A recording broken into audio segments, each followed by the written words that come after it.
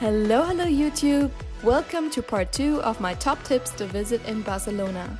Are you ready for an adventure full of stunning views, awesome food and impressive architecture?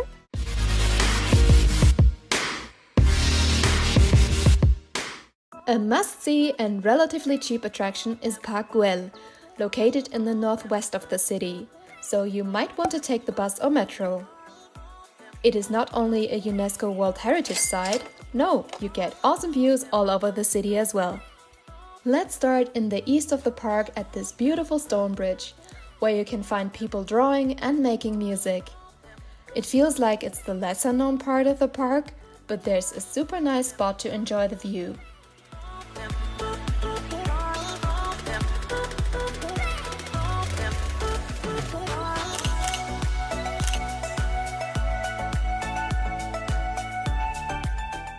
We're slowly making our way to the main attraction of the park. What looks like a platform once was designed by famous architect Antoni Gaudí to be a garden city, and we are standing on its terrace. The project was never finished, but nevertheless, this is a one-of-a-kind view.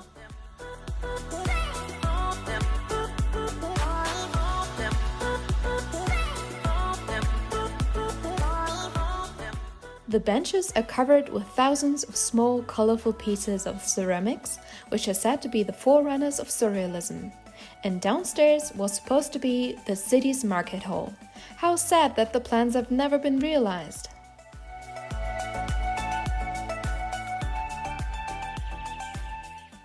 Maybe the next top tip can lift your spirits again, because we're jumping into another fantastic world, the Casa Battu.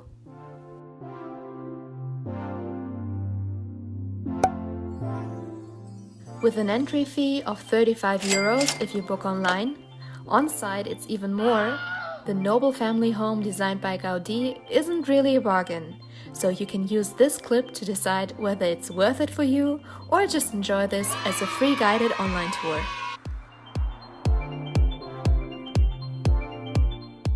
Gaudí drew inspiration from nature.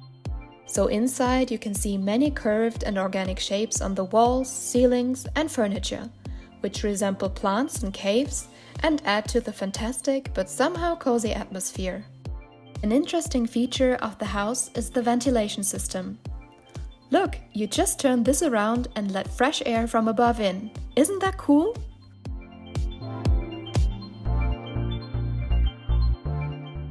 Also, if you look closely, these walls here are color gradient and getting darker the higher you go. To give you an example of how much thought went in designing this house, the roof of Casa Battu is shaped like the back of a frightening dragon with large, shiny scales, who in many Catalonian legends threatened to devour the king's daughter, but was in the end killed by the town's patron saint. At the end of the tour, there's also an immersive room, which is super cool, but here's a trigger warning in case you react sensitive to rapid changes of color or motion.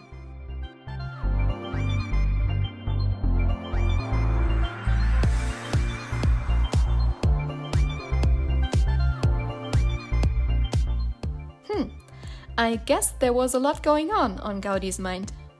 So let's move on to the way more calm souvenir shop, where you can basically buy all the tiles of this house, or cute stationery items, magnets, and quite some useful gifts.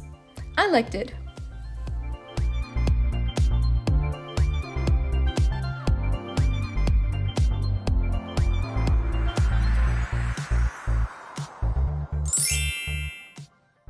Whew! We need to recharge our batteries.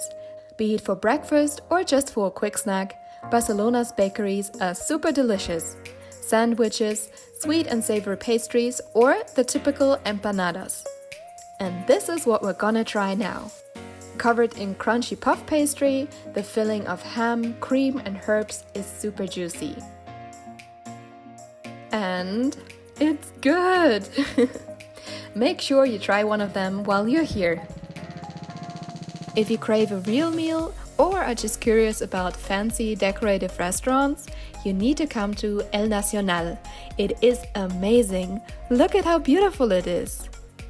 You can choose out of a variety of restaurants and bars, but be warned, you might need to line up a little since it's so popular with the locals. But I'm sure you will find something to look at while you're waiting.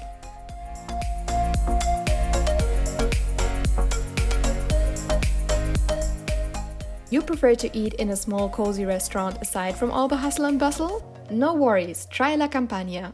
I can only recommend their patatas bravas, and I have eaten so many on this trip. And their seafood. It's super fresh with only little seasoning, which makes the flavor even better. And the girls were happy with their dishes as well. Also a great opportunity to try the famous ham. I could go on and on about my favorite restaurants, but keeping it short, there are so many delicious places. Have you ever had Colombian food? Dipping your banana chip, fried empanadas, or avocado salad along with your chicken? Nice food, cheap prices, and super large portions. Or how about high-quality sushi in an all-Japanese staff restaurant where you can watch the chefs prepare it? Surprise yourself with how good raw fish can taste. Or try some tacos and margaritas at La Rosa Negra. The interior alone is worth a visit. If you enjoyed this video so far, please click the like and subscribe button. And don't forget to watch part number 1 for more must-visit places in Barcelona. Now that we have eaten so much, we need to walk the calories off somehow. A visit to the hospital Sant Pau is just the right thing to do.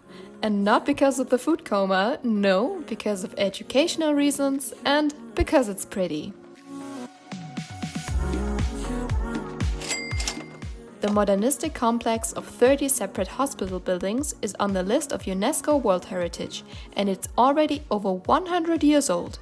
What is special about this hospital is that it's surrounded by trees in a relaxed environment, where patients could recover from their illnesses and pains and breathe fresh, clean air.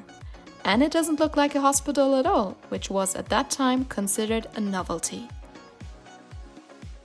Speaking of novelties, let's have a look inside. Oh, there's still hospital beds! Each building was assigned to a different medical specialty, with at that time state-of-the-art technology and treatments. Today, in the other buildings, you can find some interesting art displays.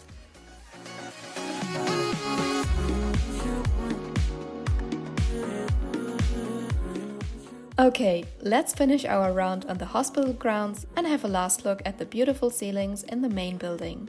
I wonder how long it took to paint and assemble all these little tiles. Impressive!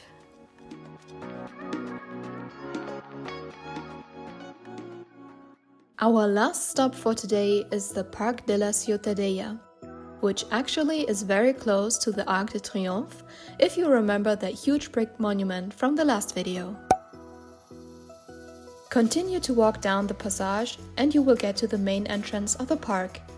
It is the biggest park in Barcelona and hosts quite a few interesting places like the Castle of the Three Dragons here on the right, which is a zoological museum, the Parliament of Catalonia, a zoo, and most important for us, a beautiful fountain.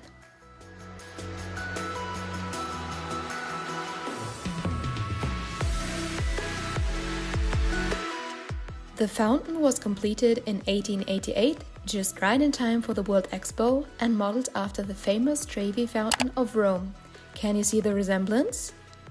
Two enormous staircases lead to the center of the monument, which features a sculpture of Venus standing on an open clam.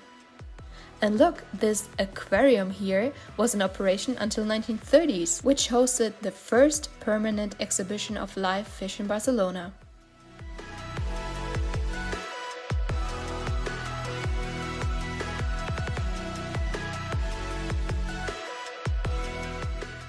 At this point, thank you so much for watching. Leave a like and comment down below if you found this video helpful. I'd be super happy about that. And if you waited for some Barcelona shopping, stay tuned for the next video. In the meanwhile, make sure to watch part 1 with the other 5 top tips for Barcelona. Enjoy and see you next time. Bye!